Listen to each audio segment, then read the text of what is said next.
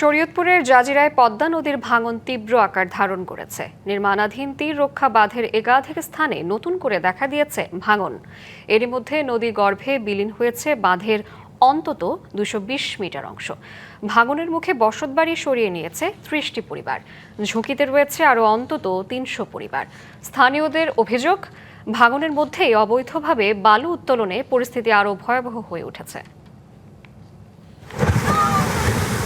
তীব্র স্রোতে ভাঙছে পদ্মার পাড়, নদী গর্ভে বিলীন হচ্ছে বসতবাড়ি, দোকানপাট আর রাস্তাঘাট। এর সঙ্গে নদীপাড়ের বাসিন্দাদের নতুন আতঙ্ক, অবৈধভাবে বালু উত্তোলন।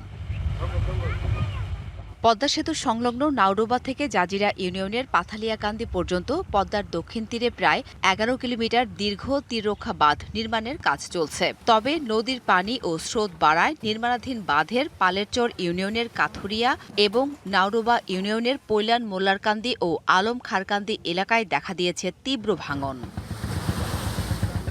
এরই মধ্যে কাথুরিয়া মাঝিরঘাট সড়কের প্রায় ৫০ মিটার অংশ নদীতে বিলীন হয়ে বন্ধ রয়েছে যান চলাচল।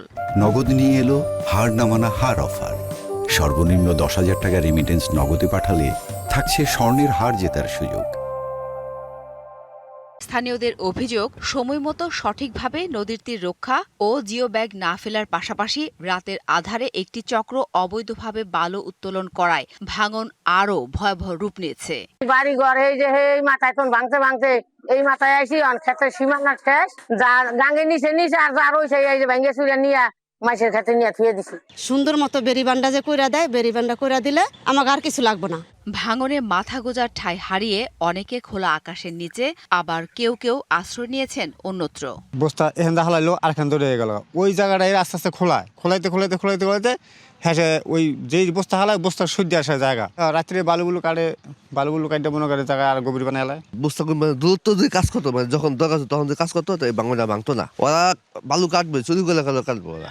জরুরি ভিত্তিতে ব্যবস্থা নেয়ার কথা জানিয়েছে পানি উন্নয়ন বোর্ড। স্রোতটাও যথেষ্ট দূরে আছে, এই মুহূর্তে কেন এই ভাঙনটা হয়েছে আমরা এখন ইনভেস্টিগেট করতেছি। প্যাকেজটা রাখাই হয়েছিল, সেই ইমার্জেন্সি প্যাকেজের কাজ আমরা এখানে করতেছি। আশা করি ভাঙন আমরা রোধ করতে সমর্থ হব। ভাঙনের কারণ খতিয়ে দেখে দ্রুত ব্যবস্থা নেয়ার আশ্বাস দিয়েছে প্রশাসন। যদি এরকম কেউ করে থাকে আমরা দ্রুত ব্যবস্থা নেব। হ্যাঁ, আমরা ওইখানে গিয়েছি, আমরা আর্থিক সহায়তা এবং শুকনা খাবার আমরা বিতরণ করছি।